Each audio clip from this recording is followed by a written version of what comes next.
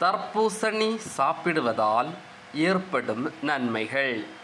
தர்பூசணியில் சுமார் 90% தண்ணீர் உள்ளது. இதனால் உடல் குளிர்ச்சியாகவும் நீர்ச்சத்து குறையாமல் இருக்கவும் உதவுகிறது.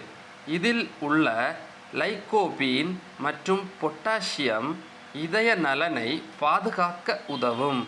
விட்டமின் ஏ மற்றும் விட்டமின் சி அதிகமாக இருப்பதால் சருமத்தை ஆரோக்கியமாகவும் ஒளி வீசவும் உதவுகிறது. தர்பூசணியில் உள்ள நார்ச்சத்து ஜீரணத்தை சீராக்க உதவுகிறது.